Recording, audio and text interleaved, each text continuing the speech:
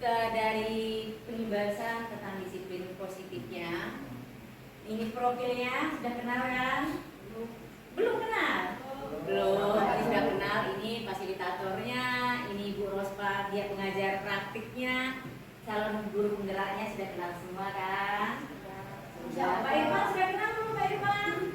Sudah, terima kasih kalau Pak Irfan sudah kenal.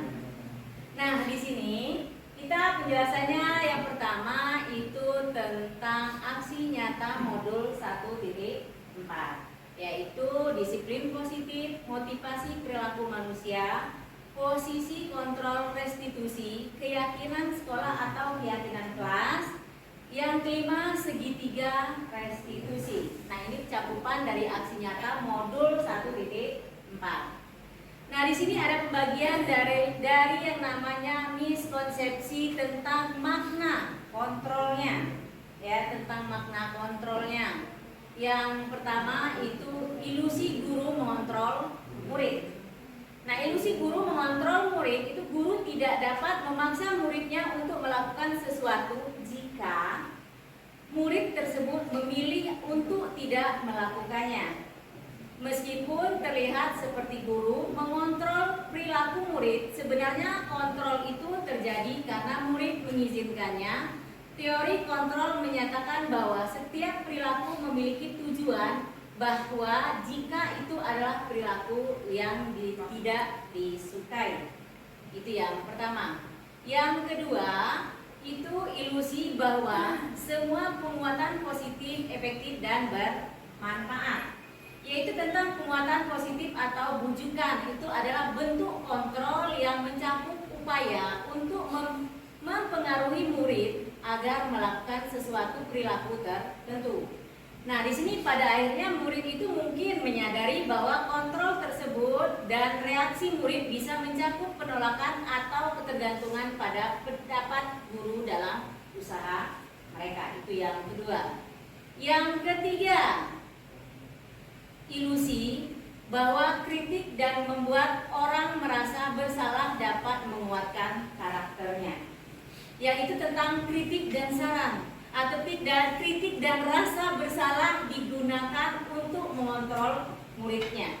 Di sini menuju identitas gagal, membuat mereka merasa buruk tentang diri mereka dan mengembangkan dialog diri negatif. Terkadang guru mungkin tidak menyadari bahwa mereka sedang melakukan perilaku ini karena pesan negatif sering kali disampaikan dengan cara yang lembut.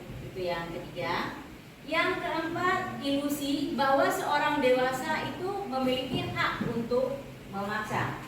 Nah, di sini banyak orang dewasa percaya bahwa mereka itu bertanggung jawab untuk mendorong murid untuk melakukan tindakan tertentu selama ada kemajuan yang dapat diukur. Namun, mereka menyadari bahwa perilaku memaksa tidak efektif dalam jangka panjang dan bisa menyebabkan hubungan permusuhan.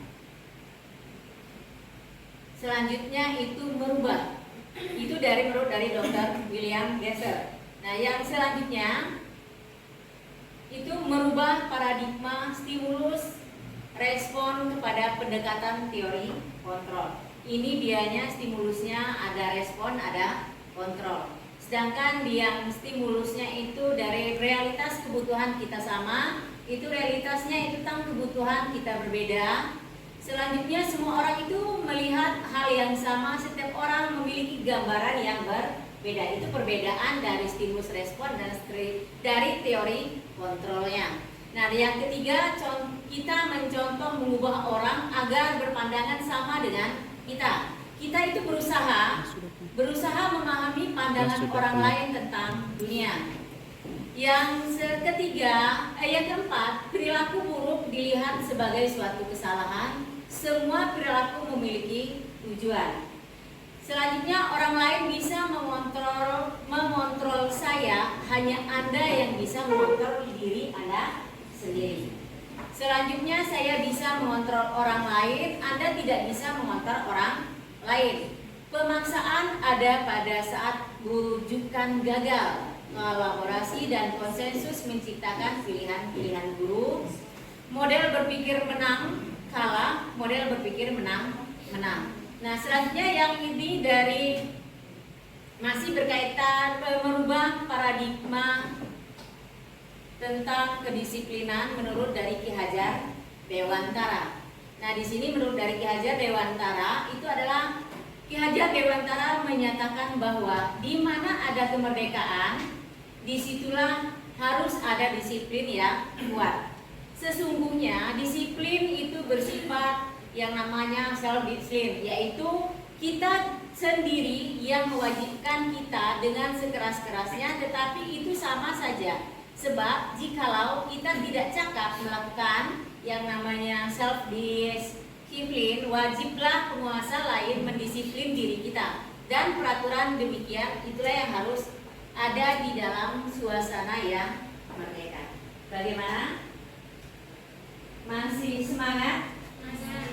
Masih semangat. Kalau tidak semangat lagi kita ice breaking dulu. Boleh? Oke, kita ice breaking dulu. Pak Ipan, bagaimana Pak Ipan? Bisa memimpin ice breakingnya? Tidak bisa. Pak Asel? Tidak bisa. Oke, sekarang kita ice breakingnya dulu. Oke Bapak Ibu Guru, kita akan melaksanakan ice breakingnya. Silakan untuk berdiri. Oke, kita lihat yang ada di depan di layar. Oke.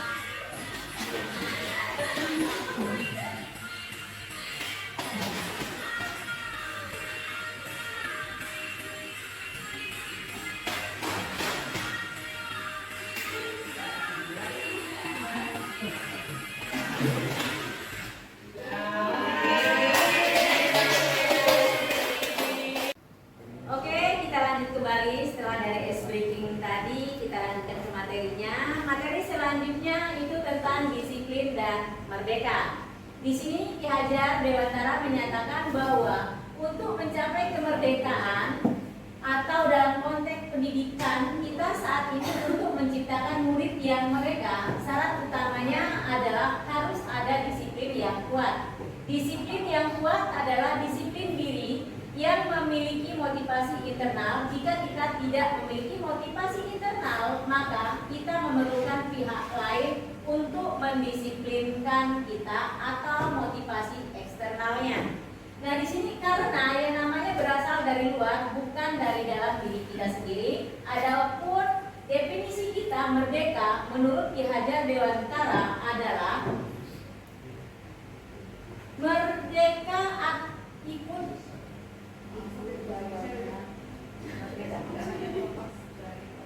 Merdeka tidak hanya terlepas dari perintah, akan tetapi juga cakap buat memerintah diri sendiri.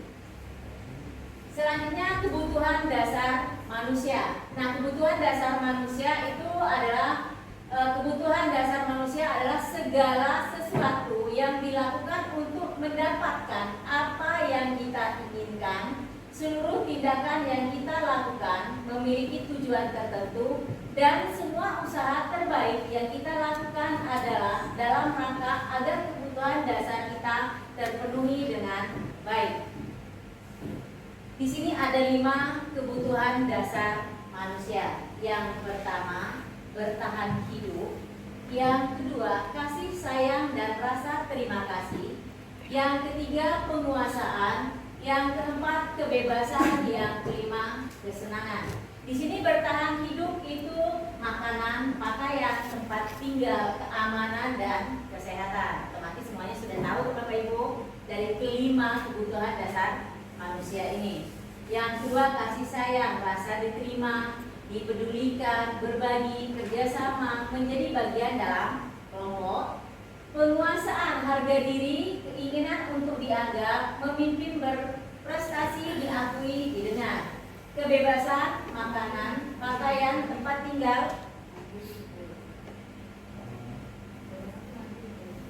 Kebebasan itu selain dari yang disebutkan tadi itu ada mandiri. Kesenangan itu bermain, humor, antusiasme, dan tertawa. Selanjutnya, teori motivasi perilaku manusia. Untuk menghindari ketidaknyamanan atau hukuman itu motivasi eksternal. Selanjutnya, untuk mendapatkan imbalan atau penghargaan dari orang lain itu adalah motivasi eksternal juga. Yang ketiga, untuk menjadi orang yang mereka inginkan dan menghargai diri sendiri dengan nilai-nilai yang mereka percaya itu motivasi internal tapi tujuan disiplin positif. Selanjutnya, restitusi. Nah, di sini restitusi itu adalah proses menciptakan kondisi bagi murid untuk memperbaiki kesalahan mereka. Nah, di sini hingga mereka itu bisa kembali pada kelompok mereka dengan karakter yang lebih kuat. Restitusi juga merupakan proses kolaboratif yang mengajarkan murid untuk mencari solusi untuk masalah mereka dan membantu murid berpikir tentang orang seperti apa yang mereka inginkan dan bagaimana mereka harus melakukan orang lain. Selanjutnya ini ada hukuman, konsekuensi, dan restitusi. Nah, di sini hukuman itu mencakup tidak terencana secara tiba-tiba. Murid tidak tahu apa yang akan terjadi, tidak dilibatkan, bersifat satu arah, berupa hukuman fisik atau psikis. Sedangkan konsekuensi itu terencana, disepakati sesuai peraturan, murid tetap dibuat tidak nyaman, sikap guru selalu memonitor murid. Restitusi itu proses menciptakan murid memperbaiki kondisi kesalahan, proses yang mengajarkan murid untuk mencari solusi sendiri dengan kolaboratif. Nah, di sini ada yang namanya identitas gagal dan identitas sukses. Ya, identitas gagal itu mencakupnya tentang hukuman, sedangkan identitas sukses itu disiplin, itu konsekuensi dan restitusi. Sedangkan di sini muridnya yang negatif ada yang netral. Nah, di sini ada juga hukuman itu berupa sesuatu yang menyakitkan harus terjadi, tidak nyaman untuk murid untuk jangka waktu yang panjang. Nah, ini adalah bagian dari identitas gagal, yaitu berupa hukuman. Selanjutnya itu konsekuensi, itu dari disiplin, itu ada konsekuensi, itu sesuatu harus terjadi. Dianya ada juga beberapa bagiannya, itu korban bisa diabaikan, murid atau anak itu dibuat tidak nyaman. Ini adalah bagian dari konsekuensi. Selanjutnya restitusi. Restitusi itu juga merupakan yang namanya pilihan, menguatkan untuk murid anak dalam jangka waktu panjang. Korban mendapatkan ganti, murid atau anak mendapatkan penguatan masalah terpecahkan. Selanjutnya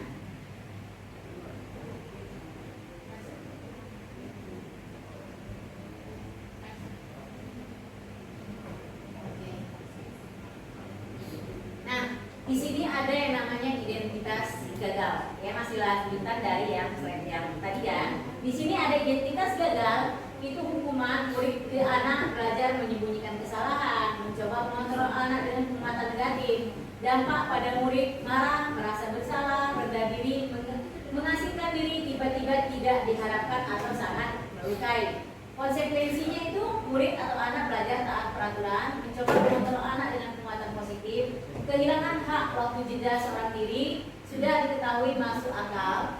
Restitusinya murid atau anak belajar memecahkan masalah, anak paham bahwa dirinya sendiri yang pegang kendali kontrol. Murid atau anak tidak kehilangan waktu, namun bersemangat untuk memperbaiki diri, berupa undangan untuk mengadakan restitusi.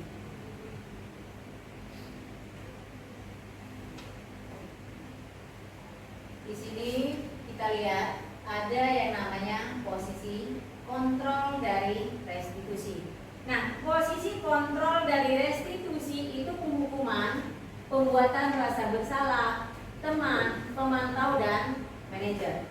Nah, di sini penghukuman. Penghukuman itu seorang penghukum bisa menggunakan hukuman fisik maupun verbal. Orang yang menjalankan posisi penghukum senantiasa mengatakan bahwa sekolah memerlukan sistem atau alat yang dapat lebih menekan murid lebih dalam lagi. Hasilnya, siswa yang merasa terus-menerus dihukum atau diintimidasi oleh guru dapat mengalami penurunan motivasi belajar, penurunan percaya diri, serta merasa tidak aman dan tidak nyaman di lingkungan sekolah. Juga tidak tindakan penghukuman yang tidak profesional dengan pelanggaran dapat merugikan hukuman antara guru dan siswa.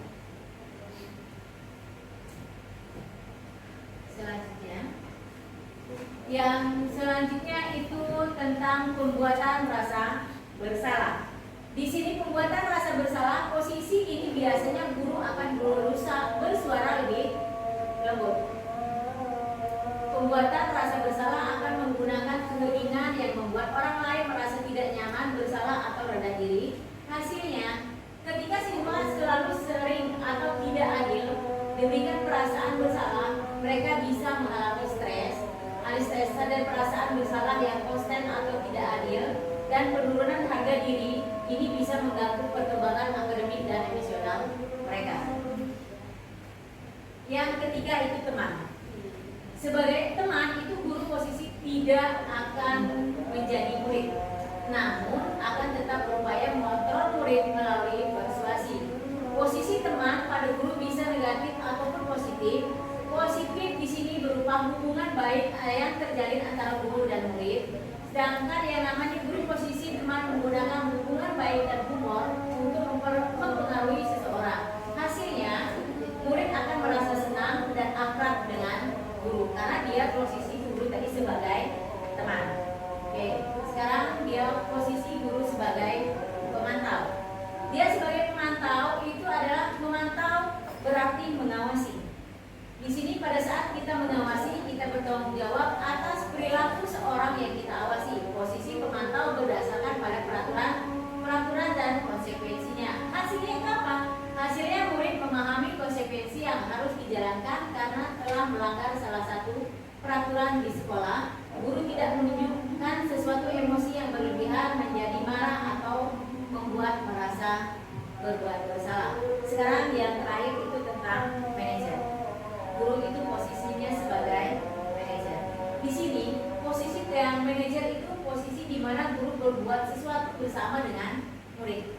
Nah, di sini dia mempersilahkan murid mempertanggungjawabkan perilakunya, terus mendukung murid agar dapat menemukan solusi agar permasalahan sendiri. Seseorang manajer memiliki keterampilan di posisi teman maupun pemantau. Hasilnya seperti apa? Hasilnya pendekatan manajer lebih menekankan pada pengajaran, tanggung jawab, resolusi dan masalah, dan pengembangan keterampilan siswa dalam pengelolaan perilaku mereka sendiri.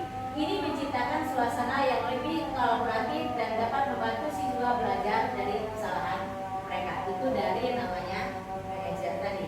Selanjutnya dari motivasi konsep.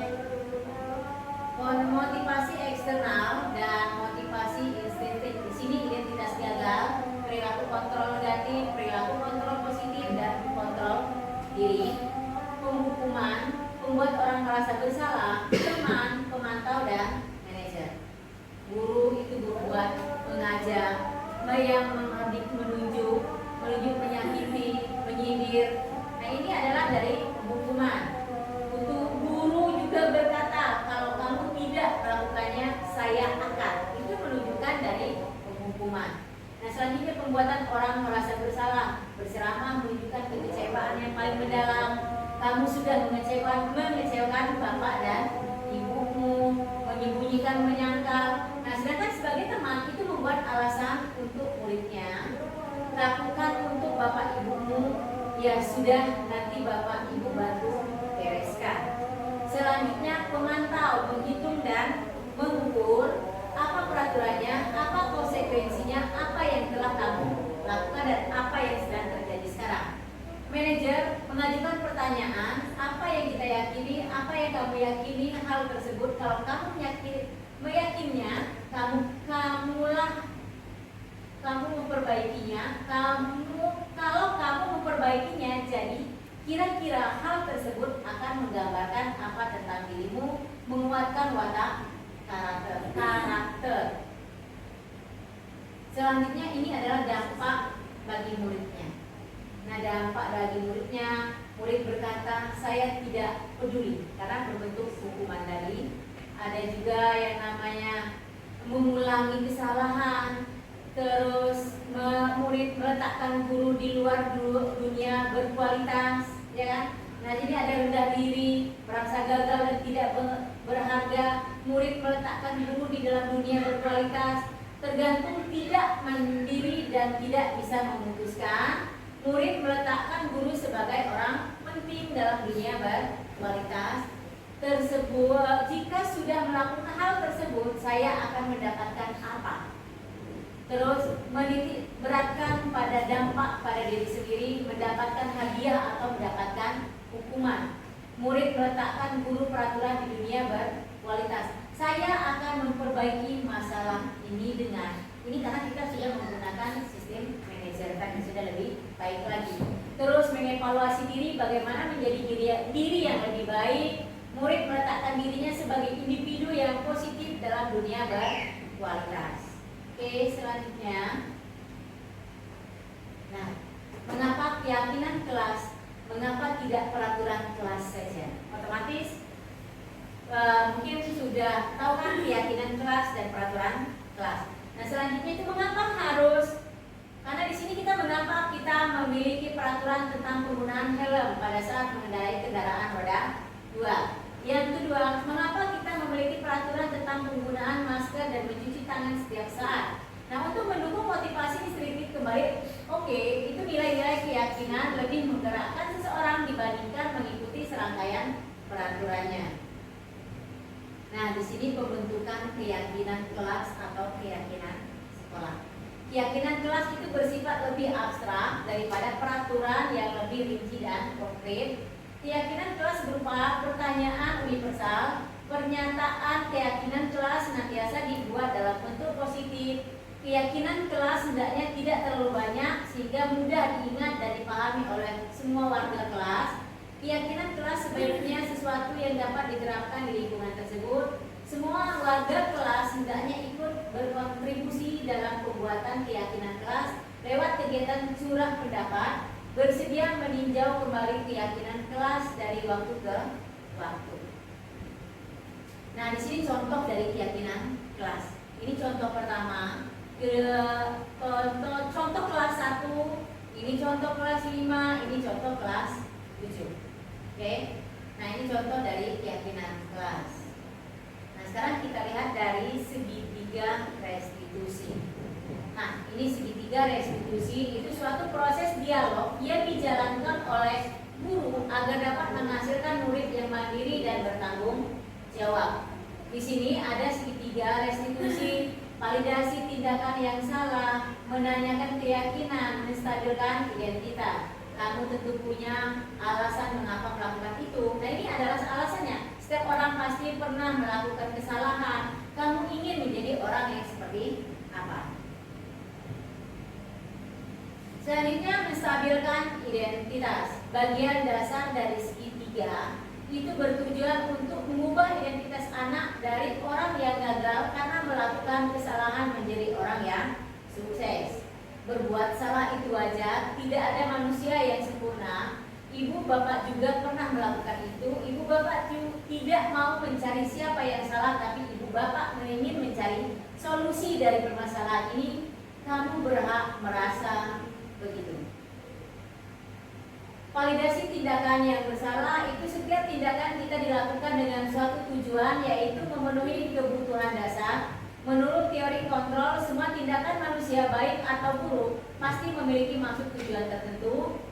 Kamu pasti punya alasan mengapa melakukan hal itu, padahal kamu bisa melakukan yang lebih buruk dari ini. Kamu patut bangga, kamu melakukan karena pertahankan sesuatu yang penting bagimu. Nah, di sini ada yang namanya disiplin positifnya, teori kontrol, teori pemilihan dari Dr. William Glasser itu ada. Anda tidak bisa mengontrol orang lain, semua perilaku memiliki tujuan, model berpikir menang, terus kolaborasi dan menciptakan rasa pilihan baru, realitas, kita berusaha memenuhi, terus yang namanya setiap orang memiliki gambaran yang berbeda. Nah, ini contoh dari bagian tentang disiplin positifnya. Oke. Nah, hanya ini yang dari presentasi yang saya sampaikan, ya. Hanya ini presentasi yang saya sampaikan. Mungkin Bapak Ibu guru, teman-teman semua bisa memahami dari presentasi saya. Bisa? Bisa. Terima kasih kalau bisa memahami dari presentasi saya. Mungkin presentasi saya akan saya akhiri dengan mengucapkan wassalamualaikum warahmatullahi wabarakatuh. Waalaikumsalam warahmatullahi wabarakatuh. Bapak Ibu silakan berdiri, kita ada stretching yang terakhir biar lebih semangat kembali.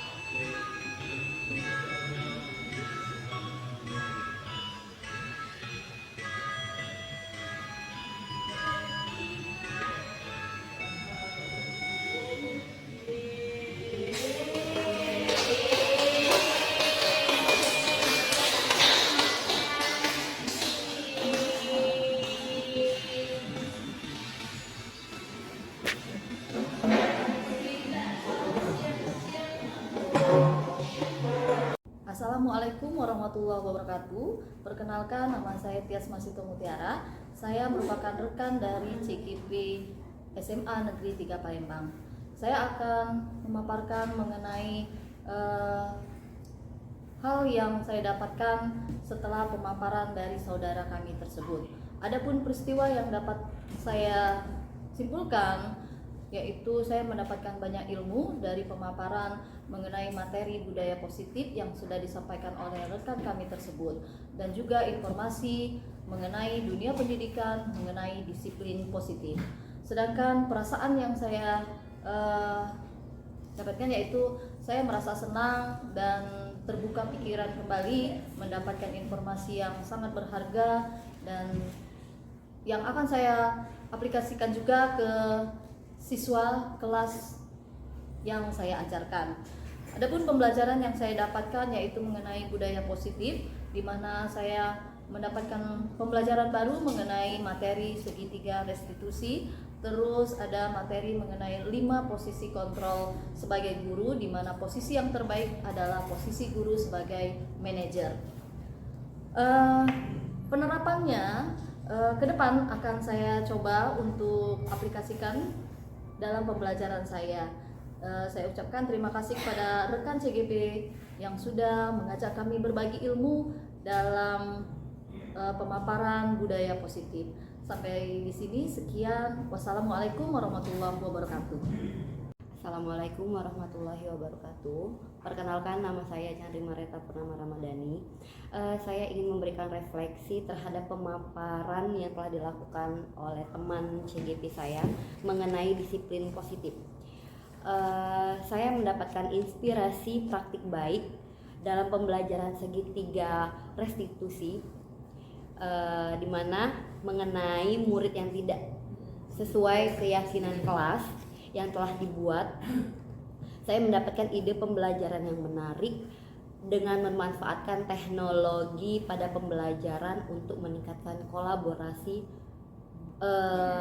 murid dan hasil belajar. Kemudian saya mengoptimalkan pembelajaran yang kolaboratif untuk lebih mendukung disiplin positif di kelas. Nah, dari pembelajaran ini saya bisa dan akan melakukan perubahan menggunakan segitiga restitusi ini.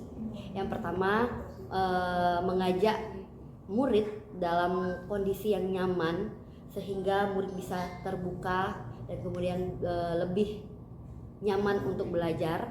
Yang kedua, saya akan mengidentifikasi tujuan pembelajaran dan materi yang relevan untuk kolaborasi, dan yang terakhir menggunakan beragam metode.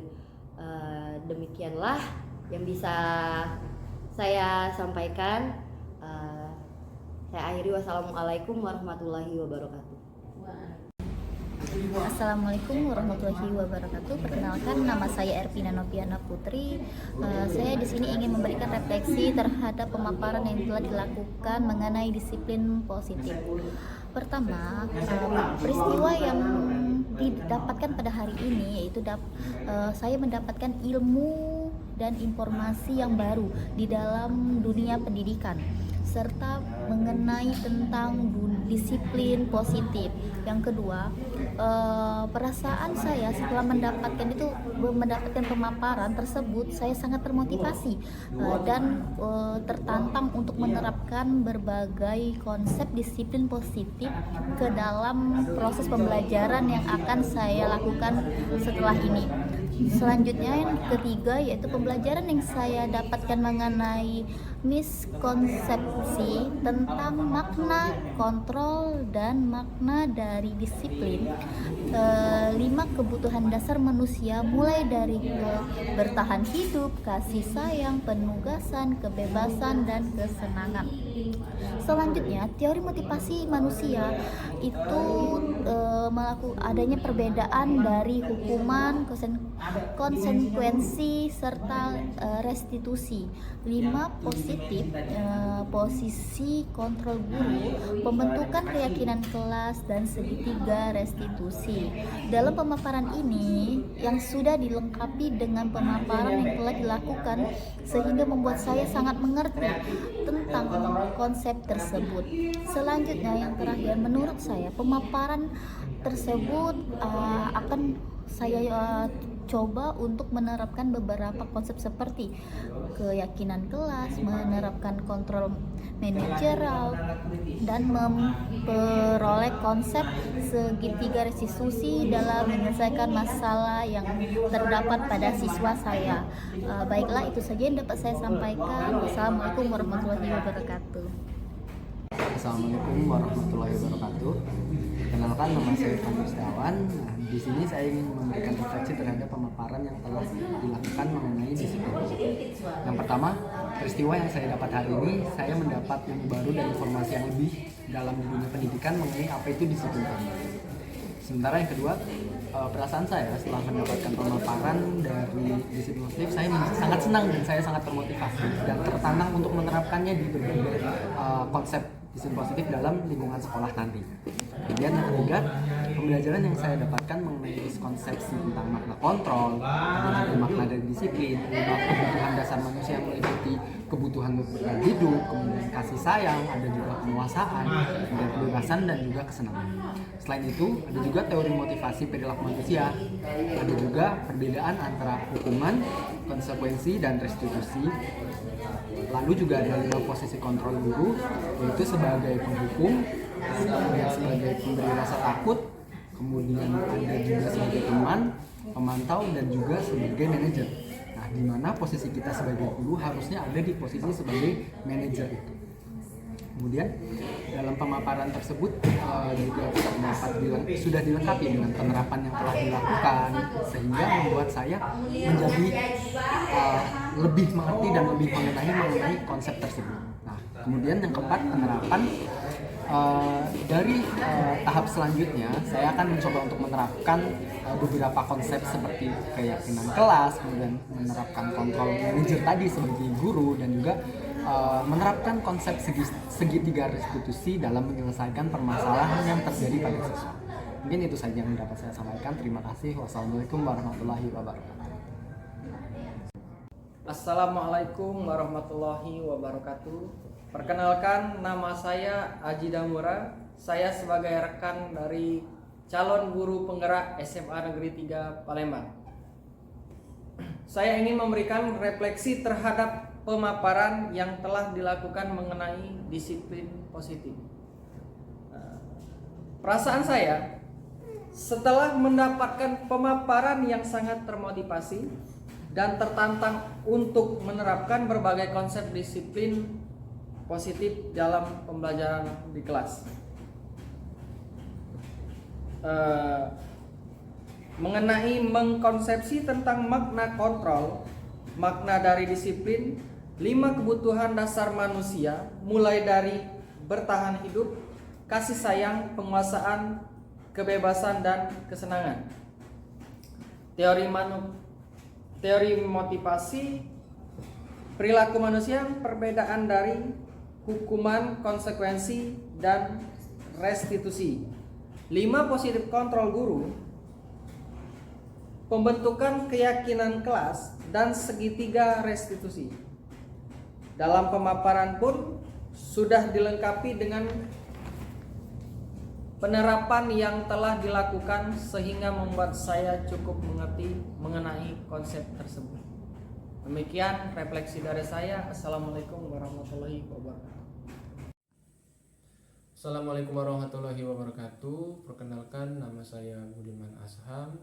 Saya mengajar mata pelajaran geografi. Baiklah, di sini saya akan memberikan refleksi terhadap hasil presentasi atau pemaparan yang telah dilakukan oleh Ibu Linda Suryani selaku calon guru penggerak. Pemaparan yang telah dilakukan oleh Ibu Linda Suryani yaitu tentang disiplin positif. Setelah saya menyaksikan pemaparan tersebut, ada banyak sekali ilmu-ilmu atau hal-hal yang baru yang saya ketahui dan saya dapatkan. yaitu salah satunya yaitu tentang motivasi perilaku manusia, kemudian posisi kontrol restitusi, kemudian kesepakatan kelas, dan terakhir segitiga restitusi. Nah, itu merupakan materi yang telah saya dapatkan ketika saya menyaksikan hasil dari presentasi beliau. Dari berbagai macam materi tersebut, saya sangat tertarik tentang posisi kontrol restitusi. Sebelumnya saya belum mengetahui apa itu yang dimaksud dengan restitusi. Ternyata restitusi itu merupakan suatu proses menciptakan kondisi siswa untuk memecahkan permasalahannya agar siswa tersebut dapat kembali lagi ke kelompoknya dengan karakter yang lebih baik lagi. Nah, bagaimana cara kita untuk mengubah karakter siswa tersebut agar menjadi lebih baik sesuai dengan yang kita inginkan? Ternyata itu memiliki beberapa tahapan restitusi atau biasa disebut sebagai 5 kontrol restitusi. Yang pertama, guru dapat memposisikan dirinya sebagai seorang penghukum. Yang kedua, sebagai pemberi rasa bersalah. Yang ketiga, sebagai pemantau. Yang keempat, sebagai teman. Dan terakhir itu sebagai manajer. Dari berbagai macam tahapan restitusi tersebut, ternyata yang paling baik guru itu ditempatkan sebagai posisi seorang manajer. Mengapa harus seorang manajer? Ya karena dengan guru sebagai seorang manajer, maka guru tersebut dan juga dengan siswa dapat melakukan tindakan secara bersama-sama tanpa harus menghakimi siswa tersebut, dan juga guru tersebut dapat memantau bagaimana pola dan perilaku perkembangan siswa tersebut selama kita memberikan beberapa stimulus kepada mereka. Dan juga ketika posisi guru sebagai manajer, maka guru tersebut harus memiliki keterampilan sebagai seorang teman dan juga sebagai seorang pemantau. Nah, ketika semua itu sudah terlaksanakan, maka adanya terciptanya hubungan yang kolaboratif antara guru dengan siswa. Sehingga nanti pada saat kita sedang mengajar di dalam kelas, maka kenyamanan dan juga rasa percaya diri baik siswa maupun guru itu akan saling melengkapi. Nah, itu mungkin itu saja refleksi yang dapat saya berikan terhadap hasil dari presentasi yang dilakukan oleh Ibu Linda Suryani yang bertemakan disiplin positif.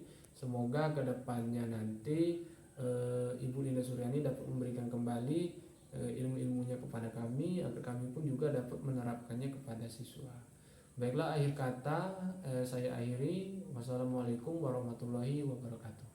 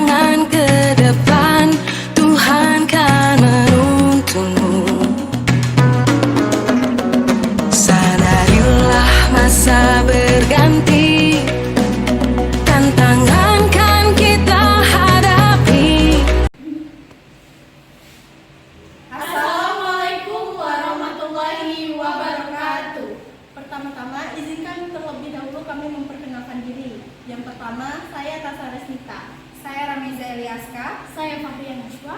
Di sini kami bertiga akan mempresentasikan mengenai kesepakatan kelas serta kebijakan dan keyakinan kelas yang telah kami sepakati. Saya akan membacakan mengenai kesepakatan kelas. Kesepakatan atau keyakinan kelas yang telah kami buat yaitu adalah menghargai pendapat orang lain serta menjaga kebersihan kelas. Lalu masih ada lagi kesepakatan yang telah kami buat yaitu dilarang merokok, dilarang mencuri, serta berpakaian rapi. Tentunya bukan hanya itu kesepakatan yang telah kami buat, masih ada yaitu dilarang datang terlambat, menghormati guru, serta dilarang bermain HP. Ini beberapa kesepakatan kelas yang telah kami buat. Dari keyakinan kelas yang telah kami buat tadi, kami akan membagi menjadi kesepakatan serta keyakinan atau kebijakan kelas. Yang pertama yaitu mengenai kesepakatan kelas akan dibacakan oleh Fahrian Nashwa. Oke, saya akan menjelaskan mengenai kesepakatan kelas. Jadi yang pertama yaitu dilarang berteriak-teriak. Jadi maksud dari dilarang teriak-teriak ini adalah kita dilarang untuk bersuara besar atau ribut di dalam kelas. Terus yang kedua yaitu dilarang merokok. Dilarang merokok ini dilarang untuk merokok di area kelas maupun di area lingkungan sekolah. Terus yang ketiga yaitu dilarang mencuri. Dilarang mencuri ini dilarang untuk mencuri atau mengambil barang teman yang ada di kelas. Terus yang keempat yaitu dilarang datang terlambat. Jadi dilarang datang terlambat ini maksudnya adalah kita terus menaati tata tertib sekolah, yaitu untuk datang tepat waktu ke sekolah. Terus yang kelima ada menjaga kebersihan. Menjaga kebersihannya adalah menjaga kebersihan di lingkungan sekolah maupun di luar lingkungan sekolah seperti membuang sampah pada tempatnya. Terus yang keenam yaitu menghormati guru. Menghormati guru ini adalah kita kayak saat guru menjelaskan kita memperhatikan, mendengarkan apa yang mereka katakan. Terus yang ketujuh itu rambut harus rapi. Rambut harus rapi ini sesuai dengan tata tertib di sekolah kalian masing-masing. Kalau di sekolah kami tata tertibnya yaitu 1, 2, 3. Yang 8 itu bertanggung jawab dalam kelas. Bertanggung jawab dalam kelas ini adalah saat mengerjakan tugas, saat piket kelas. Terus yang ke-9 yaitu menghargai pendapat orang lain. Menghargai pendapat orang lain ini seperti saat guru menjelaskan, kita harus mendengarkan teman yang berbicara, kita harus memperhatikan.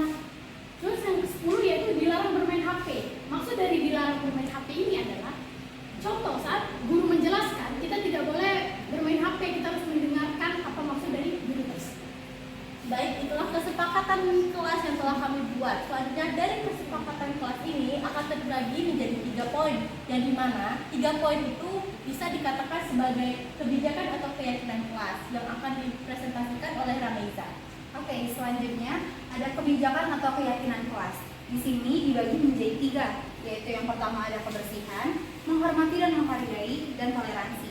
Untuk kebersihan terbagi menjadi 2, yaitu pertama, menjaga kebersihan kelas dan lingkungan kelas. Contohnya kecilnya aja, kita dilarang untuk membuang sampah sembarangan. Jadi di kelas kita harus membuang sampah pada tempatnya, yaitu tong sampah. Yang kedua itu rambut harus rapi. Seperti yang sudah dijelaskan oleh Fahrian Nashwa tadi, ini tergantung dengan sekolah kalian masing-masing. Kalau di sekolah kami itu yang laki-laki harus 121. Selanjutnya itu ada menghormati dan menghargai. Terbagi menjadi 3. Yang pertama itu bertanggung jawab dalam mengerjakan tugas. Jadi tidak terlambat dan selalu mengumpulkan tugasnya kepada guru mapel kalian masing-masing. Yang kedua ada menghargai pendapat orang lain. Jadi tidak untuk mendengarkan pendapat kalian sendiri. Kalian juga harus mendengarkan pendapat dari teman-teman kalian. Jadi kalian tidak ada yang namanya bertengkar dalam mendapatkan apa yang kalian inginkan. Yang ketiga itu ada menghormati guru. Kepada guru kita harus sopan santun, selalu dijaga, selalu memberikan yang terbaik untuk ditujukan kepada guru kalian. Selanjutnya untuk poin ketiga itu ada toleransi. Toleransi dibagi menjadi 5. Yang satu, dilarang merokok di lingkungan sekolah. Untuk merokok ini kalian dilarang untuk di lingkungan sekolah, terutama di bagian kelas kalian, karena itu dapat mencoreng nama baik serta nama baik sekolah kalian juga. Yang kedua ada dilarang berteriak. Dilarang berteriak ini kalian dilarang menggunakan kata-kata atau bahasa yang kasar selama ada di lingkungan kelas kalian. Yang ketiga itu dilarang mencuri. Yang keempat kalian dilarang untuk bermain HP. Jadi ketika guru sedang menjelaskan, kalian dilarang menggunakan HP kalian untuk kebutuhan pribadi, karena itu salah satu bentuk kalian tidak menghargai guru kalian. Yang terakhir itu ada dilarang datang terlambat terlambat karena sekolah sudah menetapkan peraturan untuk datang sekian jam sekian. Baik, itulah presentasi mengenai kesepakatan, keyakinan, serta kebijakan kelas yang telah kami buat. Jika ada salah kata, kami mohon maaf. Kami akhiri dengan wassalamualaikum warahmatullahi wabarakatuh. Assalamualaikum warahmatullahi wabarakatuh. Perkenalkan, nama saya Muhammad Norberli Kasera dan rekan saya Tasa Resmita. Kami di sini akan menyampaikan testimoni dengan adanya kesepakatan kelas. Menurut kami, dengan adanya kesepakatan kelas, kami dapat mencurahkan ide-ide dan pendapat kami terhadap pembelajaran yang kami inginkan. Dan kami dapat berkolaborasi dengan teman-teman sekolah dalam membuat kesepakatan kelas yang kami inginkan. Mungkin itu saja testimoni yang dapat kami sampaikan. Terima kasih. Wassalamualaikum warahmatullahi wabarakatuh.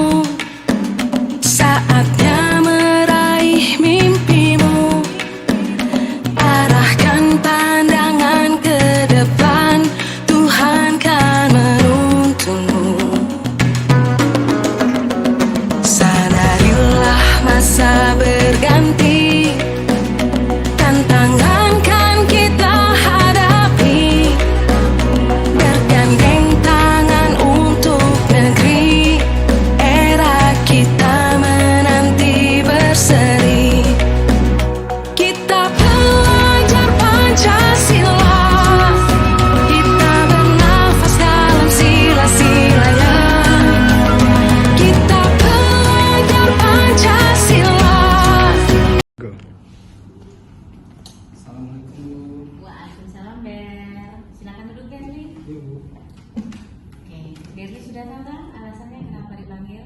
Sudah tahu, Bu. Oke, apa alasannya, Ber? Karena Berli hari ini terlambat datang ke sekolah, Bu. Terlambat datang ke sekolah. Iya, Bu. Iya. Iya, Bu. Nah, di sini dalam hal ini Ibu tidak akan menghakimi ya ataupun menghukum Berli, tetapi di sini Ibu hanya meminta alasan Berli datang terlambat ke sekolah itu karena apa? Jadi semalam itu Berli main game, Bu, sehingga sampai larut malam, Bu. Jadi sampai Berli tadi pagi itu kesiangan, Bu, untuk bangun, Bu. Oke, itu alasan Berli. Iya, Bu. Karena main game. Iya, Bu. Keseringan main game ya, jadi bangunnya kesiangan. Oke, kira-kira yang Berli lakukan untuk misalnya bertentangan dari yang kesepakatan kelasnya di bagian yang mana, Ber? Tentunya ada dilarang terlambat datang ke sekolah, Bu. Oke, terus menurut Berli kesepakatan apa yang bertentangan tentang kesepakatan kelasnya tadi itu tentang dilarangnya terlambat datangnya ke sekolah. terlambat ke sekolah. Oke, kira-kira solusinya apa? Untuk solusinya itu Berli tidak akan mengulangi lagi, Bu, main game sehingga sampai larut malam itu. Solusinya tidak akan mengulangi Iya, Bu. main gamenya. Iya, Bu. Ya, jadi Berli akan lebih rajin lagi.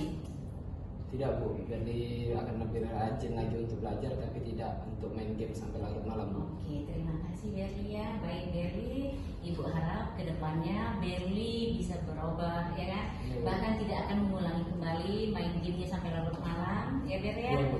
Oke, mungkin itu sudah diterapkan oleh Berli. Kedepannya nanti pada perubahan untuk Berli. Terima kasih Berli ya. Silakan kembali Berli.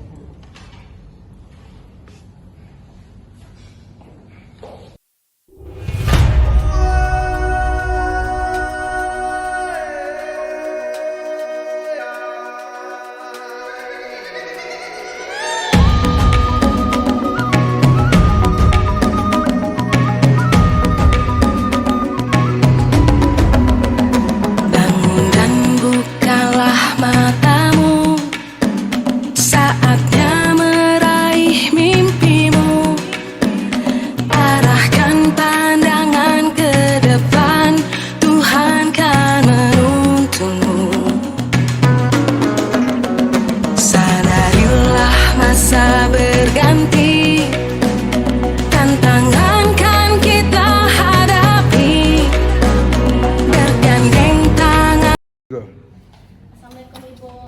salam Tas. Silakan duduk Tasya. Tasya pasti tahu kan ibu panggil ke sini? Iya Bu, tahu. Karena kemarin Tasya tidak mengerjakan dan menunjukkan tugas yang Ibu berikan. Iya. Nah, di dalam hal ini ibu bukan untuk menghakimi atau memberi hukuman atau yang lainnya untuk Tasya. Karena di sini Tasya itu mengerjakan tugasnya itu tidak terlalu pasti ya kan. Bahkan di sini juga ibu juga sering melakukan kesalahan ya kan, itu alasannya. Nah, di sini kalau misalnya kamu pasti punya kesalahan, ibu juga pasti memiliki kesalahan. Kenapa Tasya tidak mengumpulkan tugas ya kan? Nah, di sini juga apa kira-kira yang Tasya bisa lakukan untuk yang bertentangan dengan kelasnya? Tentunya yang bertentangan dengan kelas, kesepakatan kelas yaitu bertanggung jawab dalam mengerjakan tugas Bu. Karena kemarin waktu Ibu memberikan tugas, Tasya ketiduran di dalam kelas, dan saat teman-teman yang lain mengerjakan dan mengumpulkan tugas yang Ibu berikan, Tasya masih ketiduran di dalam kelas Bu. Oke, berarti Tasya ketiduran dalam kelas ya? Iya, Bu. Oke, nah sekarang dari menurut Tasya kesepakatan kelasnya apa yang bisa kesepakatan kelas apa yang bertentangan yang sudah Tasya lakukan? Tentunya bertentangan dengan bertanggung jawab dalam mengerjakan tugas Bu. Oke, berarti ya bertentangan dengan pertanggungjawaban dalam mengerjakan tugas. Oke, terima kasih Tasya ya. Berarti Tasya jangan mengulangi kesalahannya kembali. Tasya sudah tahu dan kesalahan Tasya sendiri apa. Bahkan di sini bukan untuk menghakimi. Solusinya sudah Tasya lakukan tadi. Apa yang solusi yang harus Tasya lakukan? Oke, terima kasih Tasya. Silakan kembali ke kelas.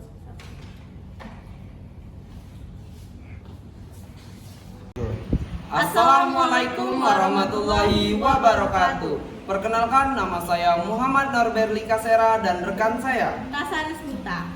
Kami di sini akan memberikan testimoni mengenai penanganan kasus yang dilakukan oleh Ibu Linda, yang dimana menggunakan metode segitiga restitusi yang membuat para siswa tidak merasa tertekan dan tidak merasa terpojokan akan kesalahan yang telah mereka berbuat. Namun, dengan ini guru memberikan solusi terhadap tindakan dan hal permasalahan yang telah kami buat. Dan kami berharap guru-guru dapat menggunakan metode segitiga restitusi ini agar siswa-siswa tidak merasa tertekan. Sekian testimoni dari kami akhiri dengan wassalamualaikum Assalamualaikum warahmatullahi wabarakatuh.